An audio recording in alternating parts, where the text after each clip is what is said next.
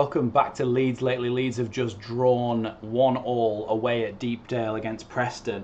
Before we get into that, make sure you go ahead and hit that big red button down below as it massively helps me out. So many emotions go through your head when you think about that game. Look, we had many chances, and again, we just did not take them. We did not take them right up until the very last seconds of the game.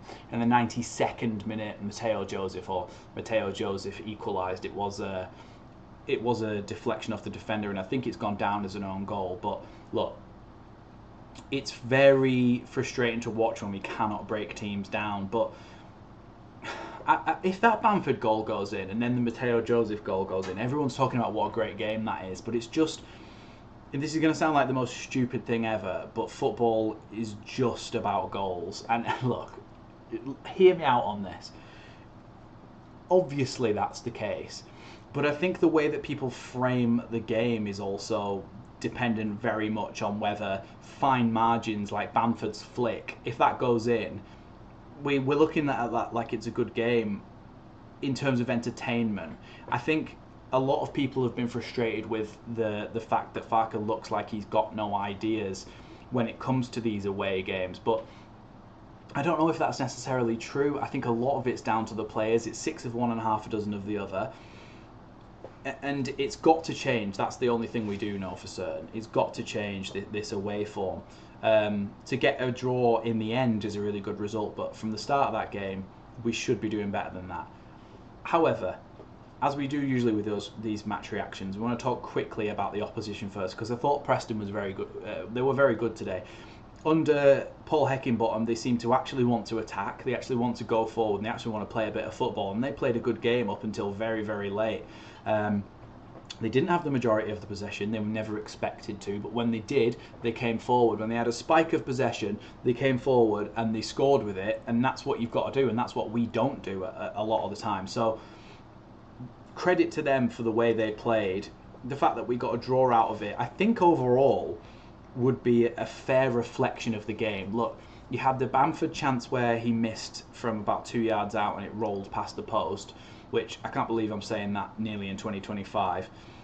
And you also had the Dan James one that deflected and hit the bar. You had the shots from the edge of the box from Joseph and Ramazani that were pushed wide.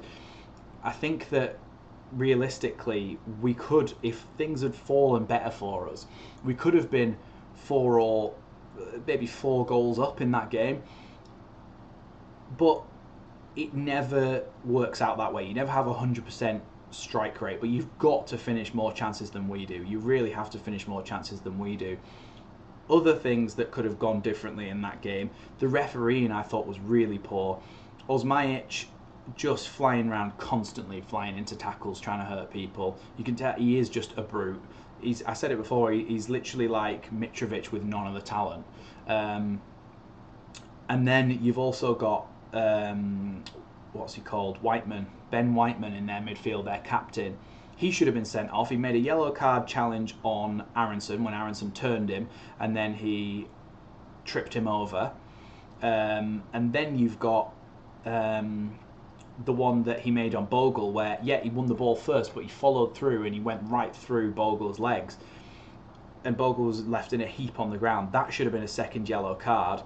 Therefore, he should have been sent off. He was brought off at half-time because Heckingbottom knew that he was lucky to get away with not getting sent off in that first half. So it's very frustrating to see for me that the refereeing was genuinely terrible. And throughout this entire game, it's like the referee is just too scared to make the decisions that need to be made.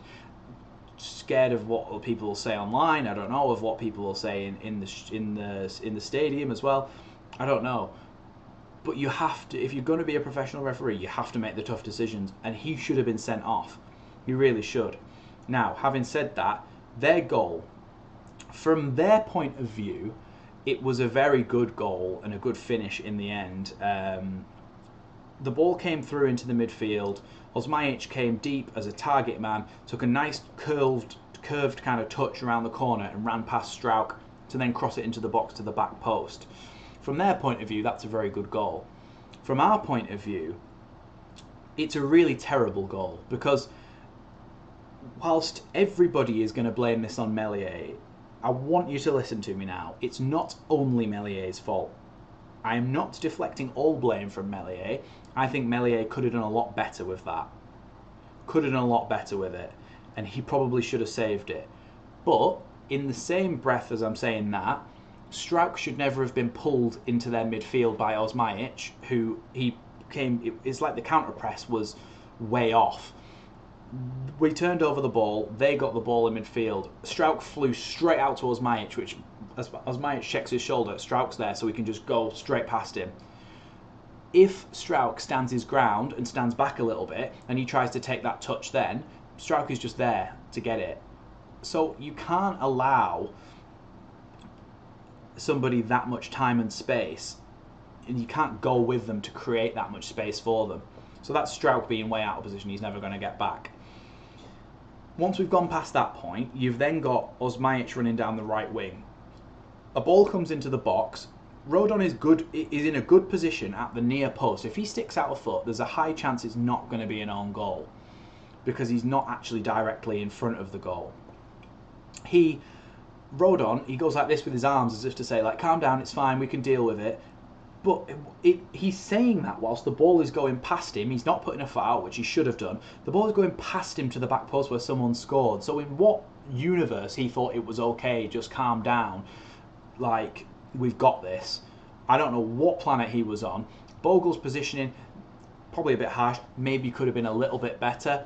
And then Mellier's positioning and actual goalkeeping should have been better as well. But it was a calamity of errors. It was 4 or 5 players not doing the job that they were supposed to do in that moment. So it's not just on Meslier. So please do not just say, oh, we need a new goalkeeper.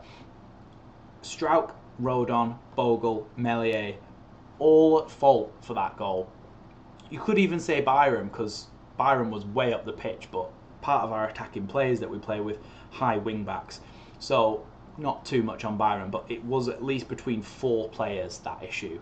So yeah, just don't blame it all on Meslier. At least you'll have listened to say, okay, well, yeah, maybe it was actually multiple people who were involved in the errors. But like I said, in the end, we've got a draw and we go top of the table until Sheffield United go and beat Plymouth, which is probably guaranteed to happen. But all I'm going to say for the rest of this is Leeds still created the chances to score the goals. If we're missing chances, that is not as worrying as if we're not creating chances at all. We created enough chances, enough good chances to at least win that game 2 or 3-1. That's why I'm not too worried. I think at some point it will turn around. It needs to turn around pretty soon, but for now it's another point and another point towards the top of the table. So it's not the end of the world. It would be a lot more annoying if we didn't get that equaliser right at the end, but I do just want to say a point is a point in this situation. Preston played well today. I'm happy walking out there with a point given the context of what happened in the game. Let me know what you think in the comments down below. Of course, make sure you go and hit that big red button as well to help me out. And yeah, I'll see you in the next one. Thanks for watching Leeds Lately.